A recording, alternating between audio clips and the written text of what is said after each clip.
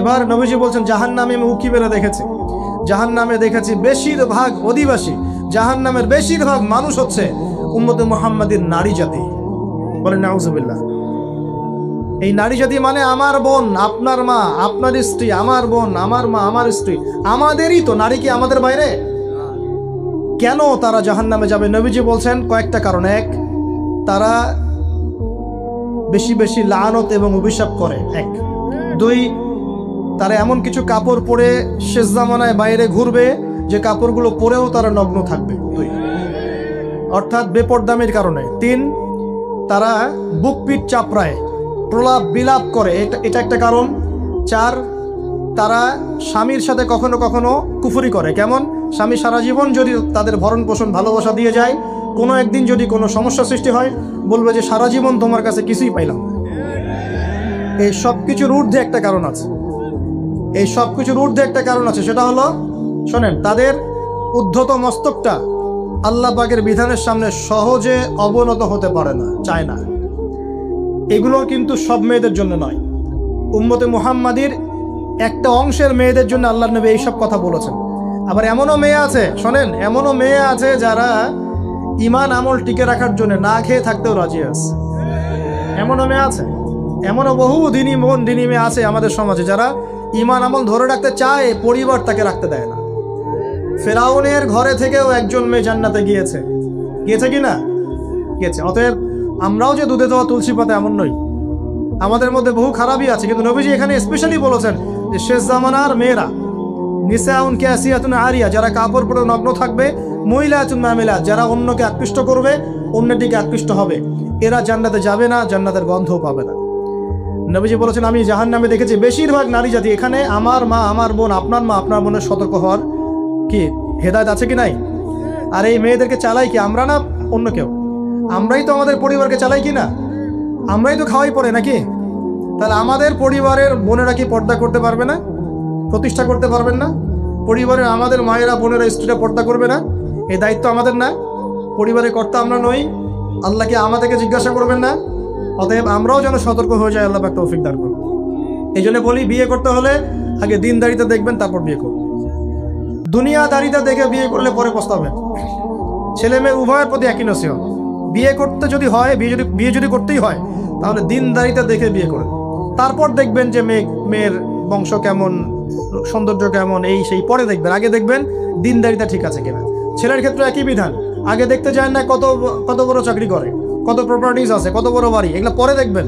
আগে দেখবেন ছেলে নামাজ পড়ে কিনা, ছেলের মধ্যে সুন্নত আছে কিনা, এইগুলো আগে দেখবেন। এই বিয়ে নিয়ে প্রচুর জাহিলিয়াত সমাজে আছে, এই কারণেই পরিবারগুলো এখন ভেঙে যাচ্ছে। আল্লাহ পাক আমাদেরকে সুন্নাহ মেনে চলার তৌফিক দান করুন, বলি আমিন। নবীজি এখানে বলেছেন আমি জাহান্নামে দেখেছি বেশিরভাগ অধিবাসী নারী জাতি। আমাদের বোনদেরকে রিকোয়েস্ট করবো, সতর্ক হয়ে যান, আল্লাহর ওয়াস্তে সতর্ক হয়ে যান। কেন? শোনেন, কেন নবীজি বললেন, এই পয়েন্টটা একটু ভালো করে বোঝেন। কেন নবীজি এই উম্মতের মধ্যে বেশিরভাগ মেয়েকে জাহান্নামী বললেন? আপনি একটু চিন্তা করেন তো, এই উম্মতের মধ্যে কি এমন হয়েছে, এই উম্মতের মেয়েদের সাথে কি এমন হয়েছে যার ফলে মেয়েদেরকে আর ঘরে রাখা যায় না, সব বাইরে চলে আসতেছে? কি হয়েছে এই উম্মতের মেয়েদের সাথে? এই প্রবলেম তো আগে 200-500 বছর আগে ছিল না?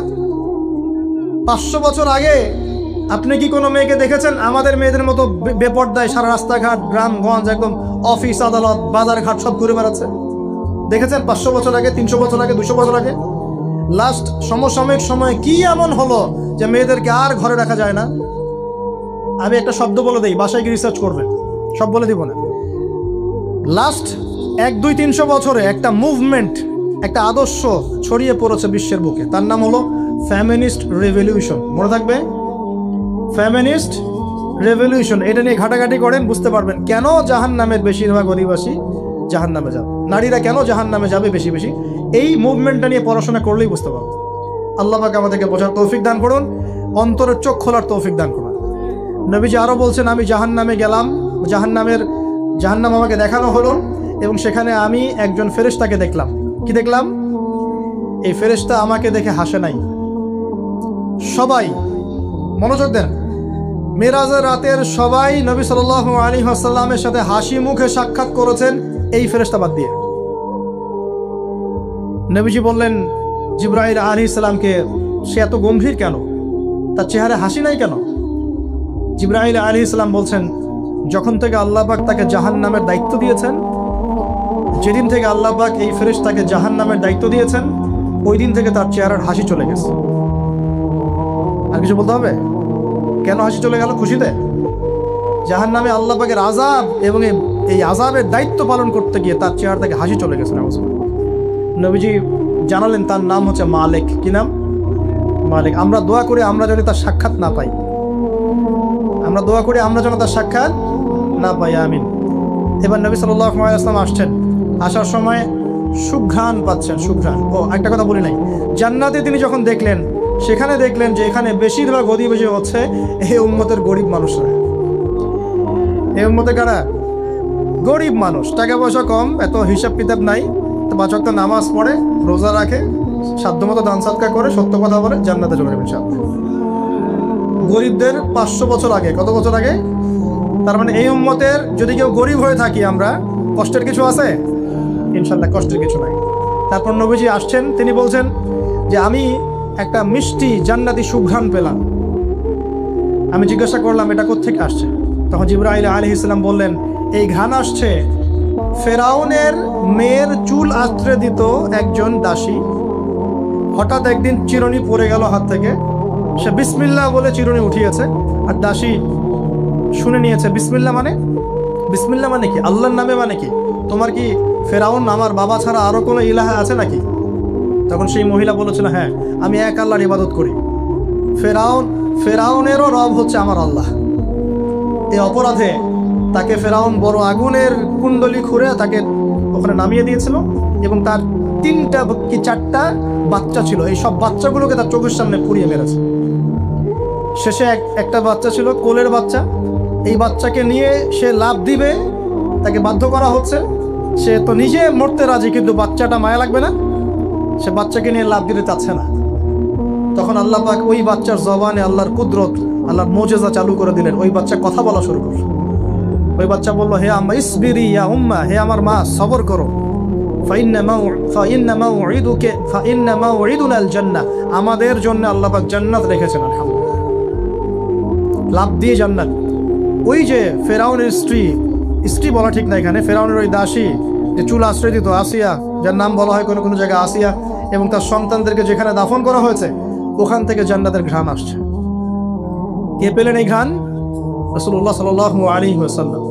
এবার তিনি চলে আসছেন, এসে কাবাঘরের হাতিমে আবার এসে সেখানে আসলেন। এখানে বিমর্ষ মুখে বসে আছেন। কেন মন খারাপ? যে আমি যদি এই ঘটনা যদি কালকে এখন সকালে সবাইকে বলা শুরু করি, সবাই তো আমাকে এখন কি বলবে? মিথ্যাবাদী। এমনিই তো মিথ্যাবাদী আছে, এখন এই ঘটনা আবার বিশ্বাস করবে কিনা? এখন সকালবেলা আবু জাহেল আসছে, আইসা বলছে যে কি নতুন কিছু ঘটনা ঘটছে নাকি, নতুন কোনো ঘটনা আছে নাকি, টিটকারি করলো আর কি। রাসূল সাল্লাল্লাহু আলাইহি ওয়াসাল্লাম বলছেন, আমি গতকালকে আকসায় গিয়েছিলাম। এখন আবু জাহেল বলছে, ও আচ্ছা চমৎকার, আকসায় গিয়েছিলেন, তাই নাকি? আর কি করেছে? বলছে, আমি এই ঘটনা ঘটেছে আমার সাথে। তখন সবাইকে সে ঢোল পিটায় নিয়ে আসলো, আরে আসো আসো, মুহাম্মদ কি বলে শোনো, দেখো কি বলে, তো পাগল হয়ে গেছে। নাউজুবিল্লাহ। বলছে, আকসায় গিয়েছিলে, বলো তো আকসায় কি কি আছে? সুবহানাল্লাহ, আল্লাহ রাব্বুল আলামিন। এখন যেমন ভিডিও দেখি না আমরা, এইভাবে আল্লাহ রাব্বুল আলামিন মসজিদুল আকসাকে নবীর সামনে তুলে ধরলেন, সামনে। এবং নবী সাল্লাল্লাহু আলাইহি ওয়াসাল্লাম দেখে দেখে বলছেন, আকসায় কয়টা দরজা আছে, কয়টা জান্নাত আছে, পূর্ব দিকে কি আছে, পশ্চিম দিকে কি আছে, সিঁড়ি কয়টা, সব বলে দিলেন মাশাআল্লাহ। এরপর আবু বকর সিদ্দিকের সামনে একজন কাফের গিয়ে বলছে, জানো মুহাম্মদ কি বলেছে? মুহাম্মদ এই কথা বলেছে। আবু বকর সিদ্দিক তখন বলছেন যে আমি তো এর চাইতেও কঠিন কথা বিশ্বাস করি। এখন এর মাঝখানে আর কয়েকটা কথা হয়েছে, আমাদের নবী পরে হাদিসে জানিয়েছেন, এগুলো বলে শেষ করছে। নবীজি বলছেন, আমি যখন মেরাজের রাতে গিয়েছি, আমাকে আল্লাহ পাক কিছু আযাব দেখিয়েছেন। কি দেখেছেন ভাই? আমরা দোয়া করি আল্লাহ পাক এই আযাবগুলো থেকে আমাদেরকে বাঁচান, এবং যে পাপের কারণে এই আযাব হয় সে পাপ থেকে আমাদেরকে বাঁচান। বলেন আমিন। আর একটা কথা বলে রাখি, যেহেতু নবীকে এই আযাবগুলো দেখানো হয়েছে, অন্য কোনো নবীকে কিন্তু দেখানো হয় নাই। কাকে দেখানো হয়েছে? আমাদের নবীকে। তার মানে এই পাপগুলো এবং এই আযাব আমাদের উম্মতের মধ্যেই বেশি থাকবে। বুঝতে পারছেন না মনে হয়? এই আযাব এবং পাপগুলো কি অন্য কোনো নবীকে দেখানো হয়েছে? আমাদের নবীকে দেখানোর কারণ কি? কারণ আপনার উম্মতের মধ্যে এই পাপগুলো ছড়াবে বেশি, এবং আপনার উম্মতের একটা অংশ এই আযাবগুলো ভোগ করবে। কি আযাব?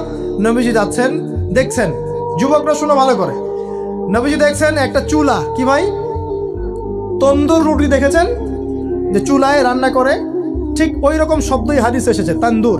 এই চুলা এমন চুলা যার মাথাটা হচ্ছে সরু, নিচের দিকটা মোটা, নিচে আগুন জ্বলছে, ভিতরে কিছু মানুষ আছে, নিচ থেকে আগুনের দাবদাহ আসছে, যখনই আগুন আসছে জাহান্নামের তখন তারা ধাউ ধাউ করে উপরে উঠছে, আবার যখন আগুন নেমে যায় তখন তারা নিচে নেমে যায়। নবীজি মর্মান্তিক দৃশ্য দেখে বললেন যে এরা কারা, যাদেরকে এমন আযাব দেওয়া হচ্ছে? জিবরাইল আলাইহিস সালাম বললেন, যুবক ভাই শোনেন ভালো করে, জিবরাইল আলাইহিস সালাম বললেন এরা হচ্ছে আপনার উম্মতের সেই সব ব্যক্তি যারা বিবাহ বহির্ভূত জিনা করেছিল। এই পাপটা মারাত্মক। আল্লাহ পাক আমাদের সবাইকে পাপ থেকে ফিরে আসার তৌফিক দান করেন, এবং এই পাপ যদি করে থাকেন হতাশ হবেন না, তওবা করে আজকেই ফিরে আসবেন। তওবা করলে আল্লাহ পাক যে কোনো পাপ মাফ করে দেবেন ইনশাআল্লাহ, যে কোনো পাপ। তওবা খাস করতে হবে, কোনোদিন এই পাপে লিপ্ত হওয়া যাবে না। এই যে গত 3-4 দিন আগে একটা দিবস চলে গেল না, লক্ষ লক্ষ কোটি কোটি যুবক যুবতী পাপ করেছে, করে নাই? আর আমরা উস্কে দিয়েছিলাম কাছে আসার গল্প, অমুক তমুক, হাবি জাবি, কত কথা। আর এদের স্লোগানগুলো এত চটকদার, খুব মজা লাগে, খুব মজা, মুখরোচক ভাবে উপস্থাপন করে।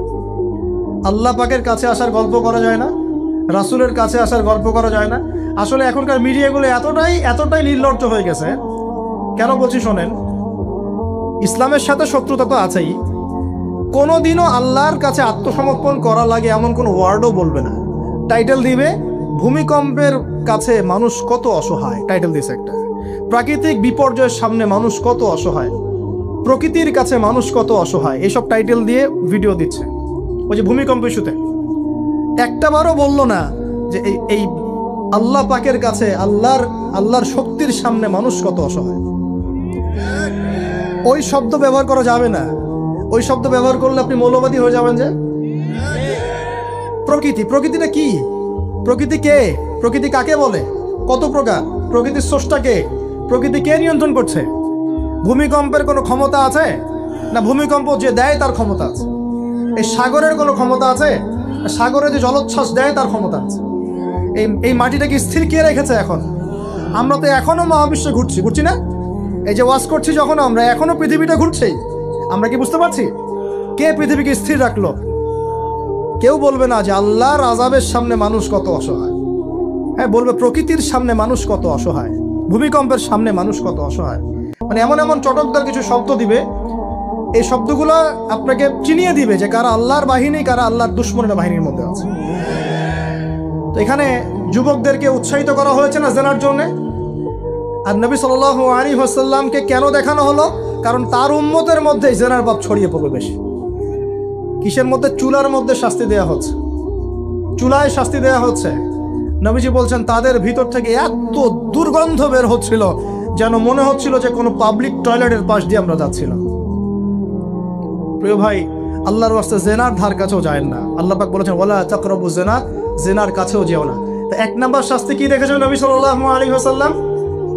কিসের শাস্তি? তন্দুর চুলার মধ্যে আগুনের শাস্তি। কিসের পাপের কারণে? বলেন, জেনা। এই উম্মতে মুহাম্মাদির মধ্যে জেনা ছড়িয়ে পড়েছে কিনা? এখন আমরা কি এই স্রোতে গা ভাসাবো না দূরে থাকবো? আমরা হালাল উপার্জনের সোর্স তৈরি করব, করে হালাল বিয়ে করবো ইনশাআল্লাহ।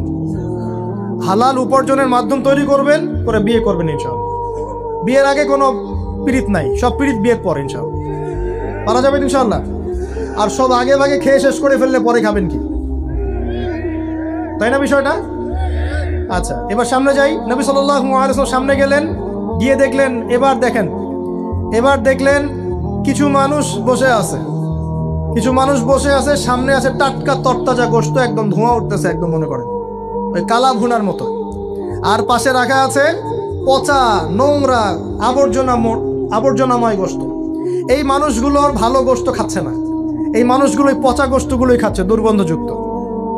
নবীজি বললেন এরা কারা? নবী সাল্লাল্লাহু আলাইহি ওয়াসাল্লামকে বলা হচ্ছে এরা আপনার উম্মতের সেই সব ব্যক্তি যারা বিবাহিত, ভালো করে শোনেন, এরা আপনার উম্মতের সেই সব ব্যক্তি যারা বিবাহ বহির্ভূত সম্পর্ক করেছে। মানে বিয়ে করার পরেও, বাসায় স্ত্রী থাকার পরেও বাইরে জেনা করেছে, বাসায় স্বামী থাকার পরেও বাইরে জেনা করেছে। এখন আমাকে বলেন তো, উম্মতে মুহাম্মাদের মধ্যে সমকালীন সময় এই ফিতনাটা ছড়িয়ে পড়ে নাই? পরকীয়া ছড়িয়ে পড়ে নাই? এটা হলো পরকীয়ার স্পেশাল শাস্তি। কারণ পবিত্র হালাল ফ্রেশ জিনিস ওদের ঘরে ছিল, খাইতে ভালো লাগে না, ওদের নোংরা পচা জিনিস খেতে ভালো লেগেছে। আল্লাহ পাক কিয়ামতের মাঠেও ওই এবং বারজাখের জীবনেও ওই একই শাস্তি দিবেন ইনশাআল্লাহ। আর এখন তো মিডিয়ার মধ্য দিয়ে এই যে বিভিন্ন সিরিয়ালস, নাটক, হাবি জাবি, এগুলোর মধ্য দিয়ে এটাকে উস্কে দেওয়া হচ্ছে, এটাকে অ্যাভেলেবেল করে ফেলা হয়েছে। আর যারা বড় বড় শহরে থাকে এগুলো তো ফিতনা আরও বেশি, আরও বেশি। আল্লাহ পাক আমাদের মা বোনদেরকে বোঝার তৌফিক দান করুন, আর আমাদের ভাইদেরকেও বোঝার তৌফিক দান করুন। আমাদের সবাইকে আল্লাহ পাক পরকীয়ার মতো নোংরা পাপ থেকে হেফাজত করুন, বিবাহ বহির্ভূত সম্পর্ক থেকে হেফাজত করুন। আরও সামনে যান, নবীজি দেখলেন এবার একটা রক্তের নদী। কিসের নদী ভাই? প্রশ্ন করব কেন রক্তের নদী, উত্তর দিতে হবে। ওই রক্তের নদীতে আল্লাহ পাক কিছু মানুষকে রেখেছেন, ফেরেশতারা পাথর দিয়ে তাদের মাথা ফাটিয়ে দিচ্ছে, পাথর ছিটকে অন্য জায়গায় চলে যাচ্ছে, পাথর নিয়ে আসার মুহূর্তের মধ্যেই মাথা আবার জোড়া লেগে যাচ্ছে, আবার পাথর দিয়ে মাথা ফাটিয়ে দেওয়া হচ্ছে, আবার পাথর ছিটকে চলে যাচ্ছে। নবীজি জিজ্ঞাসা করলেন, এরা কারা যাদেরকে শাস্তি দেওয়া হচ্ছে? নবী সাল্লাল্লাহু আলাইহি ওয়াসাল্লামকে জিবরাইল আলাইহিস সালাম বললেন, এরা আপনার উম্মতের সেই সব ব্যক্তি যারা সুদখোর ছিল। কি ছিল? এখন বলেন রক্তের নদী কেন? বলেন, উত্তর দেন দেখি, কে বলতে পারবেন? বিসমিল্লাহ।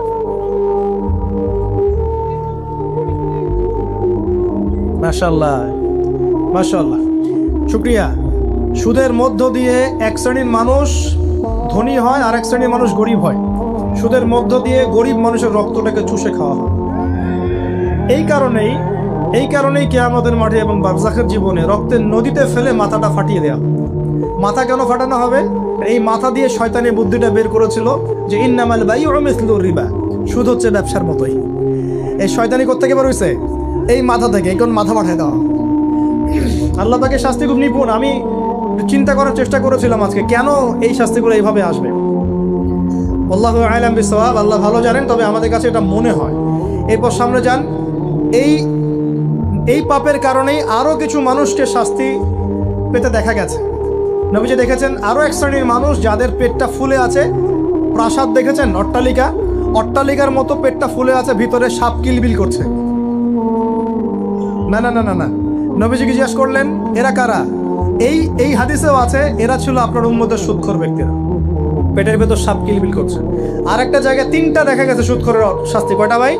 তিনটা। একটা দেখলাম রক্তের নদীতে মাথা ফাটানো, আরেকটা হচ্ছে পেটের মধ্যে সাপ কিলবিল করছে, আরেকটা হচ্ছে দেখলেন কিছু মানুষ পানিতে হামাগুড়ি দিচ্ছে এবং পাথর খাচ্ছে। কি খাচ্ছে ভাই? পাথর। এবং এই পাথরটা ভিতরে যাচ্ছে, গিয়ে পিছনের রাস্তা দিয়ে বের হয়ে যাচ্ছে। নবীজি বলেন এরা কারা? একই উত্তর দিলেন জিবরাইল আলাইহিস সালাম, এরা হচ্ছে আপনার উম্মতের সুদখোর ব্যক্তিরা। সুদের এই তিনটা শাস্তি স্পেশাল দেখা গেছে। কেন আল্লাহ ভালো জানেন, আমরা সব ব্যাখ্যা করতে পারবো না। নবীজি আরও সামনে এগিয়ে গেলেন, তাকে দেখানো হলো এবার এক শ্রেণীর ব্যক্তি, হাতগুলো নখগুলো তামার মতো লম্বা, তামার নখ, লম্বা লম্বা নখ। দেখেছেন কোনো কোনো মুভির মধ্যে দেখা গেছে, ছবির মধ্যে তামার লম্বা লম্বা। হ্যাঁ, তো এই নখগুলো দিয়ে তারা চোখ এবং গাল আঁচড়াচ্ছে, কোনো কোনো ক্ষেত্রে বুক আঁচড়াচ্ছে এবং ওই গোশতগুলো খাচ্ছে। নবী জিজ্ঞাসা করলেন এরা কারা? নবীজিকে বলা হচ্ছে এরা আপনার উম্মতের সেই সব ব্যক্তি যারা বেশি বেশি গীবত করত এবং অন্যের নামে মিথ্যা অপবাদ ছড়াতো। আর সতর্ক করে দেই, এই পাপটা কিন্তু এখন ছেলে মেয়ে সব সমাজে বেশি হয়। কি আলেম জালেম সব সমাজে বেশি হয়। কোনো কোনো ক্ষেত্রে ওয়াজ মাহফিলের প্যান্ডেলগুলোর মধ্যে বসে বসে মানুষের গীবত করা হচ্ছে। এবং এই অনলাইনের ফেসবুক আর ইউটিউবের যে কন্টেন্টের যুগগুলো চলছে, এখানে কারণ থাক না থাক মানুষের গীবত তহমত প্রচুর হচ্ছে। কোনো কারণে হোক অকারণে হোক, সতর্ক হয়ে যাবেন। আপনার দ্বারা আমার দ্বারা যদি কারো গীবত হয়, তামার নখ দিয়ে গাল আশ্রাতে হবে কিয়ামতের মাঠে। আল্লাহ পাক বাঁচা কেমন হেফাজত করে নেবে। এবং এই পাপের আরেকটা শাস্তি দেখা হয়েছে, ওই যে নিজের ভাইয়ের গোশত ছিঁড়ে ছিঁড়ে খাচ্ছে। এক শ্রেণীর মানুষকে আগুন খাওয়ানো হচ্ছে এবং আগুনগুলো পিছনের রাস্তা দিয়ে বের হয়ে যাচ্ছে। জিজ্ঞাসা করা হলো তারা কারা? নবীজিকে বলা হচ্ছে এরা আপনার উম্মতের সেই সব ব্যক্তি যারা এতিমের মাল ভক্ষণ করত, এতিমের মাল অন্যায়ভাবে ভক্ষণ করে খেয়ে ফেলত।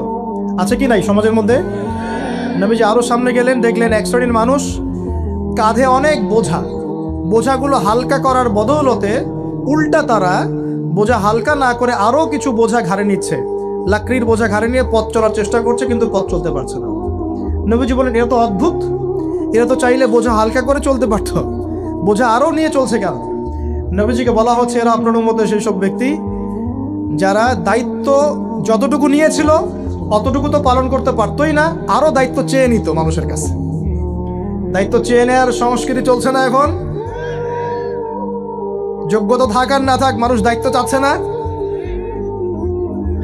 দায়িত্ব না দিলে লাগ করে। যোগ্যতা থাক না থাক, মানুষকে দায়িত্ব চেয়ে নিচ্ছে কিনা?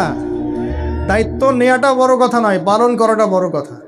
না করতে পারলে এই শাস্তি ভোগ করতে হবে। আল্লাহ পাক আমাদের সবাইকে হেফাজত করুন, আমিন। এবার সামনে গেলেন, দেখলেন এবার তো মুশকিল। সামনে গিয়ে দেখলেন এক শ্রেণীর মানুষ, কয়েকটা মানুষ না, এক শ্রেণীর মানুষ যাদের জিহ্বাগুলোকে, ঠোঁট আর জিহ্বাগুলোকে আগুনের কেচি দিয়ে কেটে ফেলা হচ্ছে।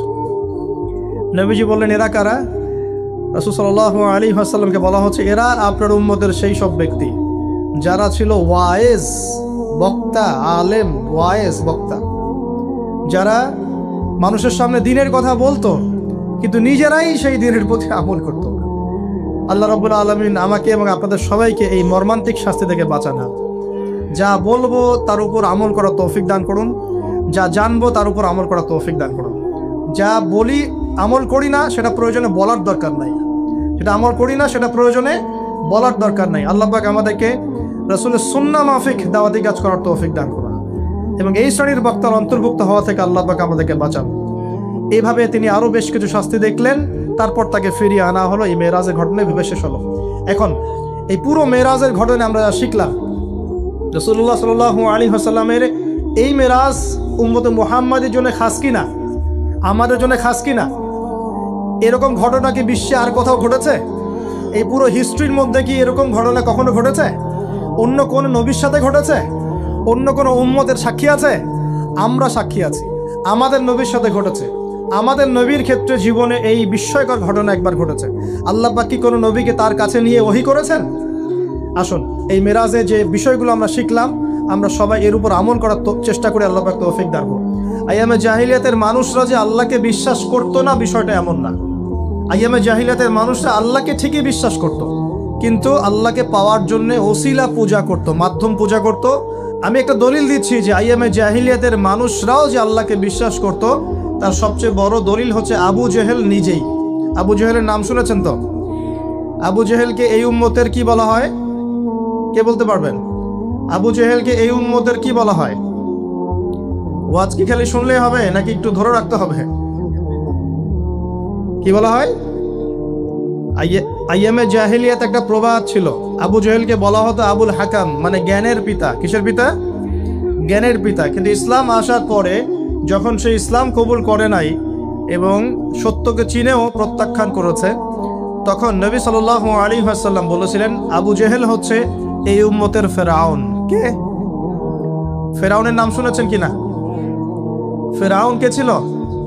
এই বিশ্বের সবচেয়ে প্রতাপশালী শাসক। সে কি ভালো ছিল না জালেম ছিল? ক্ষমতা চিরদিন থাকে না? থাকে না? থাকে। ফেরাউনের চেয়ে শক্তিধর ওই সময় বিশ্বের কেউ ছিল? আজকে ফেরাউনের কোনো অস্তিত্ব আছে? আছে, তার লাশটা পড়ে আছে। তার লাশটা আছে না? 1897 সালে তার লাশটা আবিষ্কৃত হয়েছে। কত সালে? 1897 সালের দিকে তার লাশটাকে আল্লাহ পাক শুটকি বানিয়ে রেখে দিয়েছেন। কেন রেখেছেন এই দলিলটাও কোরআনে আছে। ওই যে বললাম কোরআন সব কিছুর ব্যাখ্যা করেছে। ফেরাউনের লাশ কেন সংরক্ষণ করা হয়েছে এর দলিলও কোরআনে আছে। আল্লাহ বলেছেন যাতে করে তুমি, আজ আমি তোমার এই দেহটাকে সংরক্ষণ করব যাতে করে তোমাকে পরবর্তীদের জন্য নিদর্শন রূপে রাখা যায়। তাহলে ফেরাউন কাদের জন্য নিদর্শন হয়ে আছে?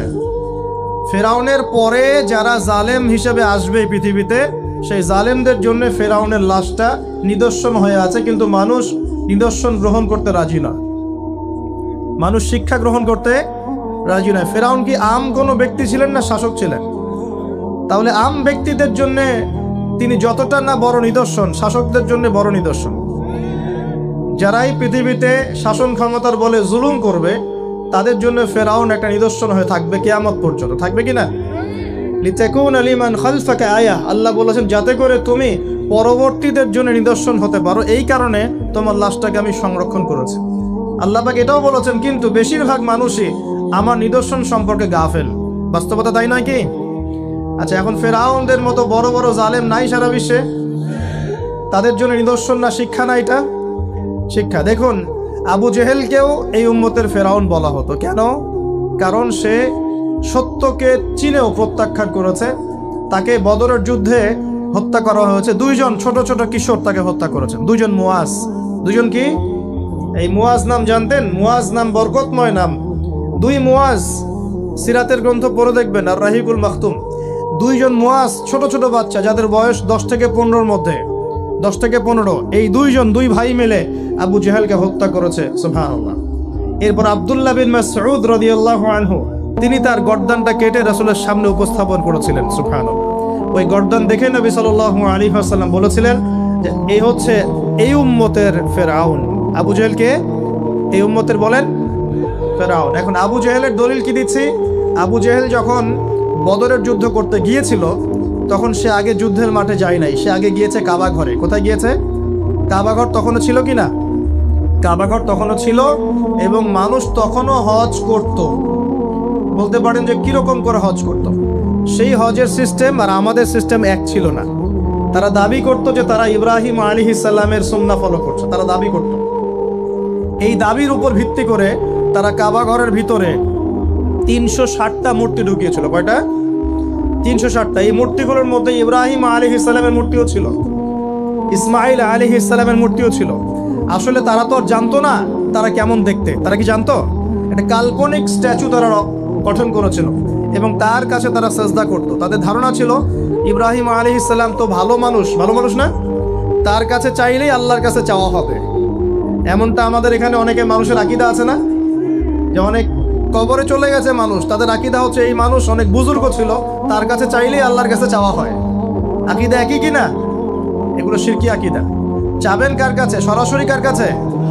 আল্লাহর কাছে। কিসের ওসিলায় চাবেন? নিজের নেক আমলের ওসিলায় চাবেন, আল্লাহ পাকের তাওহীদের ওসিলায় চাবেন, আল্লাহ পাকের আসমাউল হুসনার ওসিলায় চাবেন, আল্লাহ পাকের সিফত নাম এগুলোর ওসিলায় চাবেন। ইনশাআল্লাহ আল্লাহ পাক আপনার দোয়া কবুল করবেন। আল্লাহ পাক আমাদের সবার দোয়াগুলো কবুল করুন বলি আমিন। এখন আবু জেহেল কাবা ঘরে গিয়ে কি করেছে? আবু জেহেল কাবা ঘরে গিয়ে আল্লাহকে বলছিল, আল্লাহুম্মা, ভালো করে শোনেন, আল্লাহুম্মা, হে আল্লাহ, ইন কুনতা তাআলাম, হে আল্লাহ আপনি যদি জানেন, আন্না মুহাম্মাদান আলাল হক, যে মুহাম্মদ সাল্লাল্লাহু আলাইহি ওয়াসাল্লাম সত্যের উপরে আছে, ফানসুরহু, তাহলে তাকেই সাহায্য করেন। কে দোয়া করছে এটা? কে দোয়া করছে? আচ্ছা, আবার বলছে আল্লাহুম্মা, হে আল্লাহ, ইন কুনতা তাআলাম, আপনি যদি জানেন, আন্না নাহনুল কুরাইশ আলাল হক, আমরা কুরাইশরা সত্যের উপরে আছি, ফানসুরনা, তাহলে আমাদেরকে সাহায্য করেন।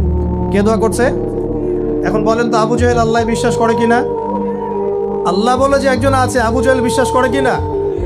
তারপরে কেন সে মুশরিক হলো? কেন উম্মতের ফেরাউন হলো? কি কারণ? কারণ আল্লাহকে বিশ্বাস করা যথেষ্ট নয় যতক্ষণ না আপনি আল্লাহর বিধানের আনুগত্য করছেন। কথা কি বুঝতে পারছেন? আল্লাহর বিধানের আনুগত্য করার পরে আমি মুসলিম হচ্ছি। আল্লাহ পাকের বিধানের সামনে আত্মসমর্পণ করার মধ্য দিয়ে আমি কি হচ্ছি? মুসলিম হচ্ছি। যারা হিন্দু ভাই তারা কি বিশ্বাস করে না একজন ঈশ্বর আছে? জিজ্ঞাসা করে দেখেন, বিশ্বাস করে না?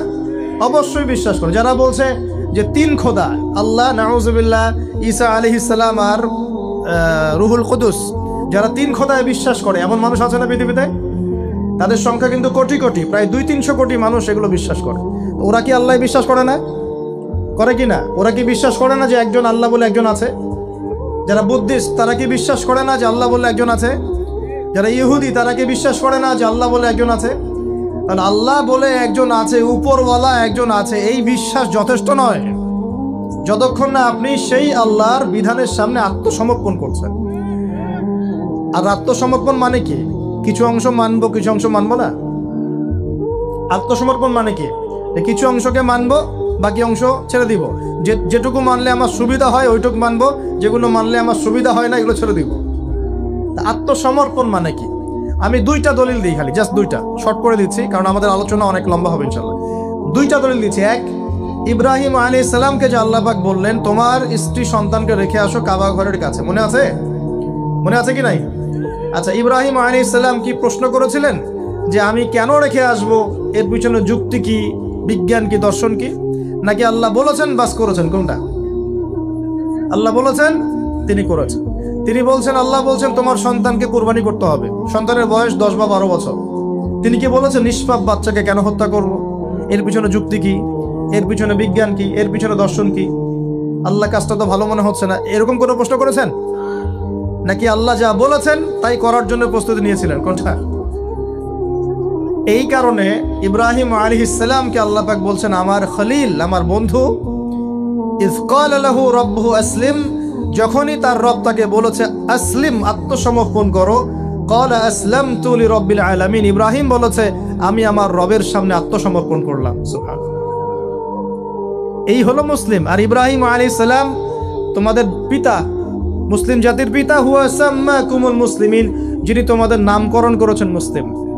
মা কানা ইব্রাহিম ওয়ালা নাসরানিয়া, ইব্রাহিম একজন ইহুদিও ছিল না, নাসারাও ছিল না। ওয়ালাকিন কানা হানিফাম মুসলিমা, তিনি ছিলেন একজন হানিফ, একনিষ্ঠ মুসলিম। তাহলে ইব্রাহিম কেমন মুসলিম ছিলেন? প্রশ্ন করা মুসলিম না আত্মসমর্পণ করা মুসলিম? এখন মুসলিমদেরকে বোঝাতে হয় নামাজের বৈজ্ঞানিক ব্যাখ্যা কি, তারপর নামাজ পড়ে। জাকাতের অর্থনৈতিক ভিত্তি কি, জাকাতের সামাজিক সুফল কি বোঝাতে হয়, তারপর জাকাত দেয়। রমজানের মেডিকেল ব্যাখ্যা কি, রোজা রাখলে শরীর কিভাবে ভালো থাকে, এগুলো বোঝানোর পর রোজা রাখে। বোঝাতে হয় যে আল্লাহ পাকের বিধান যেগুলো আছে, যেমন চোরের হাত কেটে ফেলা, হ্যাঁ, ধর্ষকের শাস্তি দেওয়া, মৃত্যুদণ্ড দেওয়া প্রকাশ্যে, এগুলো বোঝাতে হয় যেগুলোর সামাজিক পলিটিক্যাল ভিত্তি আছে, এগুলো দিলে সোশ্যালি শান্তি কায়েম হয়। বোঝানোর পরেও তারা মানতে চায় না। ইব্রাহিম আলাইহিস সালাম আল্লাহর আদেশ আসার সাথে সাথেই আত্মসমর্পণ করতেন। এই হলো মুসলিম। তাহলে ইসলাম কাকে বলে? আত্মসমর্পণ, নাকি কিছু অংশ মানবো কিছু অংশ মানবো না? এখন আমরা যে কিছু অংশ মানি কিছু অংশ মানি না, এটা দেখার জন্য আপনাকে রমজান মাস পর্যন্ত অপেক্ষা করতে হবে। কিরকম? রমজান মাসে দেখবেন যে নামাজ পড়লো মাশাআল্লাহ, তারাবির নামাজ, ব্যবসা করতে গিয়ে দেখবেন মাপে কম দিবে। তার মানে সে নামাজ ইবাদত বন্দেগীর জীবনে আল্লাহকে মানে ঠিকই, অর্থনৈতিক জীবনে আল্লাহকে মানে।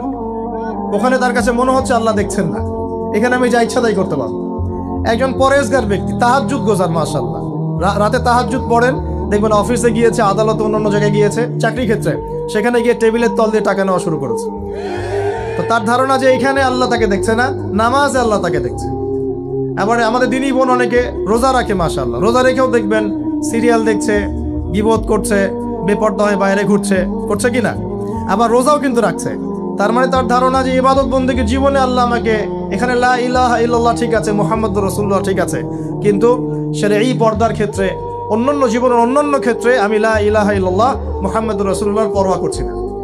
আমরা অনেক মানুষকে দেখেছি ব্যক্তিগতভাবেও এবং সোশ্যালিও, ইবাদত বন্দেগীর জীবনে পাক্কা মুসলমান, একদম কপালে সেজদার দাগ পড়ে গেছে, পায়ের মধ্যে সেজদার দাগ পড়ে আছে, ওই ব্যক্তি অর্থনৈতিক জীবনে গিয়ে পাক্কা সুদখোর। আছে কি নাই? এমন লোকের অভাব আছে? আমরা মোটামুটি অনেকেই এর মধ্যে ইনভলভ হয়ে যাই। আমরা একটা জিনিস বোঝাতে ব্যর্থ হচ্ছি, এবং এই মাহফিলের সিজনে এই একটা দাওয়াতই আমি দেওয়ার চেষ্টা করেছি, সেটা হলো নিজেকে এবং আপনাদেরকেও, যে ইসলাম আংশিক কোনো জীবন ব্যবস্থা নয়। ইসলামের মধ্যে প্রতিটা বিষয়ের হেদায়েত আছে। আমি মানতে পারি না পারি, আগে আমাকে আত্মসমর্পণ তো করতে হবে নাকি? আমি হয়তো মানতে পারছি না, আমি জানি এই যুগে 100% ইসলাম পালন করা এত সহজ নয়। এটা কথা বলা সহজ, কিন্তু কাজ করা এতটা সহজ নয়। যদি করতে চাই পাহাড়ে চলে যাওয়া লাগবে, পাহাড়ে গরু ছাগল চড়াইতে হবে, ওখানে একদম ফিতনামুক্ত পরিবেশে নিজের চাষবাস করে খাইতে হবে, ছাগলের দুধ ধোয়াই খাইতে হবে, ওখানে আজান দেওয়া লাগবে, একামত দেয় আজান, নামাজ পড়া লাগবে, ফিতনা থেকে দূরে থাকা লাগবে, তাহলে 100% পালন করতে পারবো হয়তো। এই সমাজে, এই সামাজিক ব্যবস্থায় থেকে 100% ইসলাম পালন করা, যে বলবে সে মিথ্যা কথা বলছে। আমি যদি বলি আমি মিথ্যা কথা বলছি, 100% ইসলাম পালন করা এই যুগে এত সহজ নয়, এত সহজ নয়। কিন্তু আমি জানি সহজ নয়, কিন্তু আমরা তো নিয়াত করতে পারি নাকি, যে আল্লাহ আমি বিশ্বাস করি কোরআন এবং সুন্নাহই চূড়ান্ত, এবং এর মধ্যেই জীবনের সব কিছুর হেদায়েত আছে। আল্লাহ আমি এর সামনে আত্মসমর্পণ করলাম, তুমি আমাকে পরিপূর্ণ জীবনে ইসলাম পালনের তৌফিক দাও আল্লাহ। এই দোয়াটা করা যায় তো, এই নিয়াতটা তো করা যায়। ইন্নামাল আমালু কি? ইন্নামাল আমালু বিন্নিয়াত। কাজের ফলাফল ডিপেন্ড করে কিসের উপরে? নিয়াতের উপরে। তো নিয়াতটা করি ইনশাআল্লাহ। এখন নামাজ পড়তে পারছি, কালকে দাড়িও রাখবো ইনশাআল্লাহ। কালকে দাড়ি রেখেছি, পাক্কা মুসল্লি হয়েছি, ফরজ আদায় করছি, কালকে সুন্নত নফলও পড়বো ইনশাআল্লাহ। নামাজ ঠিক হয়ে গেছে আলহামদুলিল্লাহ, তাহাজ্জুদ পর্যন্ত পড়ছি, আমার অর্থনৈতিক জীবনে সুদও ছাড়বো ইনশাআল্লাহ, ঘুষও ত্যাগ করবো ইনশাআল্লাহ, অন্যের সম্পদ আত্মসাৎ করাও বন্ধ করবো ইনশাআল্লাহ, দুর্নীতি বন্ধ করবো ইনশাআল্লাহ। আজকে আমি মুসল্লি হয়েছি, আমার পরিবারে পর্দাও কায়েম করবো ইনশাআল্লাহ। আমার পরিবার ঠিক আছে ইনশাআল্লাহ, আমি সামাজিক দায়িত্ব পেয়েছি, আমি আমার সাধ্যমতো সমাজে ইসলাম প্রতিষ্ঠার চেষ্টা করবো ইনশাআল্লাহ। চেষ্টা তো করতে হবে, আল্লাহ পাক চেষ্টা দেখবেন। যদি চেষ্টাটাও না করি আল্লাহর কাছে কি জবাব দিব, কি মুখ দেখাবো? আমাদের সবাইকে নবী সাল্লাল্লাহু আলাইহি ওয়াসাল্লামের সামনে মুখ দেখাতে হবে না? একবার দেখাতে হবে ইচ্ছায় হোক আর অনিচ্ছায় হোক, আর একবার দেখাতে হবে ঐচ্ছিকভাবে। বুঝাচ্ছি কিভাবে? ইচ্ছায় হোক আর অনিচ্ছায় হোক কোথায়? কবরে। কোথায়? সবাইকে দেখানো হবে, আমি আপনি এভরিবডি, সবাই দেখবে আমাদের নবী মুহাম্মদ সাল্লাল্লাহু আলাইহি ওয়াসাল্লামের এই নূরানি চেহারা, সবাই দেখবে ইনশাআল্লাহ। আল্লাহ পাক প্রশ্ন করবেন, ফেরেশতাদের মাধ্যমে প্রশ্ন করাবেন, মান হাযার রাজুল বুইসা ফীকুম, এই ব্যক্তিকে যাকে তোমাদের কাছে পাঠানো হয়েছে। পৃথিবীতে যদি আমরা রাসূলের সুন্নাহ মতো চলতে পারি বা চলার চেষ্টা করি ইনশাআল্লাহ, সেই ব্যক্তি বলতে পারবে যে তিনি হচ্ছেন রাসূলুল্লাহ সাল্লাল্লাহু আলাইহি ওয়াসাল্লাম, আমি আল্লাহর কিতাব পড়ে জেনেছিলাম যে তিনি আল্লাহর রাসূল সাল্লাল্লাহু আলাইহি ওয়াসাল্লাম। আর যারা দুনিয়াতে চেষ্টা পর্যন্ত করবে না তারা কি উত্তর দিতে পারবে? তাই মনে হয়। আর একবার হচ্ছে ঐচ্ছিক, এটা কেমন? রাসূল সাল্লাল্লাহু আলাইহি ওয়াসাল্লাম হাউজে কাউসারের সামনে দাঁড়িয়ে থাকবেন, আকাশের তারা যত বেশি তার চেয়ে বেশি হবে পানপাত্র, গ্লাস। তো নবী সাল্লাল্লাহু আলাইহি ওয়াসাল্লাম সবাইকে হাউজে কাউসারের পানি পান করাবেন। ওই দিন অন্য কোনো ব্র্যান্ডের পানি চলবে না, শুধু হাউজে কাউসারের পানি চলবে। মাম পানি, প্রাণ পানি, এসব পানি নাই, শুধু হাউজে কাউসারের পানি। কথা বুঝতে পারছি? কোনো ড্রিঙ্কস নাই, সফট ড্রিঙ্কস, হার্ড ড্রিঙ্কস, কোনো ড্রিঙ্কস নাই, শুধু কি হাউজে কাউসারের পানি। এই পানি ছাড়া কোনো পানি নাই। এই পানি যে খাবে, এই যে 50,000 বছরের সমান দিন, কিয়ামতের দিন, এই দিনে সে ইনশাআল্লাহ পিপাসার্ত হবে না, সে আর কোনোদিনও পিপাসার্ত হবে না ইনশাআল্লাহ। আর যে ব্যক্তি পান করতে পারবে না তার কি অবস্থা সেটা বুঝতেই পারছেন। সবাইকে নবীজি পান করাতে থাকবেন, হঠাৎ পর্দা পড়ে যাবে, হঠাৎ একটা পর্দা পড়ে যাবে, অদৃশ্য পর্দা। নবীজি বলবেন, ইন্নাহু মিন্নি, এরা তো আমার উম্মত, কেন পর্দা পড়ে গেল? আল্লাহ পাক জানিয়ে দিবেন, ইয়া রাসূলুল্লাহ সাল্লাল্লাহু আলাইহি ওয়াসাল্লাম, ইয়া নবী আল্লাহ, হে আল্লাহর নবী, আপনি জানেন না, ইন্নাকা লা তাদরি, আপনি জানেন না, মা আহদাসু বা'দাকা, আপনার ইন্তেকালের পরে এর আপনার শরীয়তের মধ্যে কত নতুন নতুন বেদাত চালু করেছে, কত নতুন নতুন আমল চালু করেছে, আকীদা চালু করেছে, এটা আপনি জানেন না। ইন্নাকা লা তাদরি মা আহদাসু বা'দাক, সহিহ বুখারীর মধ্যে হাদিস আসছে। নবীজি তখন বলবেন, সুহকান সুহকান, দূর হও দূর হও, লিমান গায়্যারা বা'দি, যারা আমার পরে দিনকে পরিবর্তন করেছো তারা দূর হয়ে যাও। প্রিয় ভাইয়েরা, আমরা নিয়াত করতে পারি তো ইনশাআল্লাহ যে আমরা জীবনের প্রতিটা ক্ষেত্রে রাসূলের সুন্নাহ মেনে চলার চেষ্টা করবো ইনশাআল্লাহ। এবং ইসলাম মানে আত্মসমর্পণ, আল্লাহর সামনে নিজের ইচ্ছাকে সমর্পণ করে দিব ইনশাআল্লাহ। কতটুকু পারবো না পারবো সেটা পরে, আগে আত্মসমর্পণ করব, ইনশাআল্লাহ আল্লাহ পাক রাস্তা দেখাবেন ইনশাআল্লাহ। বিশ্বাস করেন, যে ব্যক্তি চাইবে আল্লাহর কাছে মন থেকে, আল্লাহ আমি নামাজ পড়ছি, মাশাআল্লাহ আমি পর্দা কায়েম করেছি, আমি কোরআন তেলাওয়াত শিখছি, দিনের ফিকির করছি, দিন প্রচারের চেষ্টা করছি, আল্লাহ আমাকে তুমি সুদও ছাড়ার তৌফিক দাও, আল্লাহ অবশ্যই তাকে তৌফিক দেবেন ইনশাআল্লাহ। যে আল্লাহর কাছে যা চাইবে আল্লাহ পাক তাকে সেটাই দিবেন ইনশাআল্লাহ। একটা প্রবাদ আছে যে মানুষকে সে কারণেই সৃষ্টি করা হয়েছে, যে উদ্দেশ্যে সে, মানে যে গন্তব্যে সে ধাবিত হবে, ওই কারণেই মানুষকে সৃষ্টি করা হয়েছে। যদি আমরা জান্নাতের দিকে ধাবিত হতে চাই, দেখবেন ওই কাজগুলোকে আল্লাহ আপনার জন্য সহজ করে দিয়েছে। এটা হবে ইনশাআল্লাহ। আপনি শুধু একবার মন থেকে আল্লাহর দিকে ফিরে আসেন, আল্লাহ আপনাকে সময় দিবে, আল্লাহ আপনাকে রিজিক দিবে, আল্লাহ আপনাকে ওস্তাদ দিবে, আল্লাহ আপনাকে বন্ধু দিবে, আল্লাহ আপনাকে পরিবেশ দিবে, আল্লাহ আপনাকে দিন শেখা সহজ করে দিবে, হালাল রিজিকের পথ করে দিবেন, নেককার স্ত্রী দিবেন, নেককার সন্তান দিবেন, আল্লাহর পথে কাজ করার ট্র্যাক দিবেন, সবই আল্লাহ ব্যবস্থা করে দিবেন ইনশাআল্লাহ। এইটা ডিপেন্ড করে কার চাওয়া কত প্রগাঢ়, এর উপর ডিপেন্ড করে। যে যত বেশি জোর খাটিয়ে আল্লাহর কাছে চাইতে পারবে, আল্লাহ পাক তাকে তত বেশি দিবে ইনশাআল্লাহ। তবে দিবেন এটা 100% ফিক্স করে রাখেন ইনশাআল্লাহ।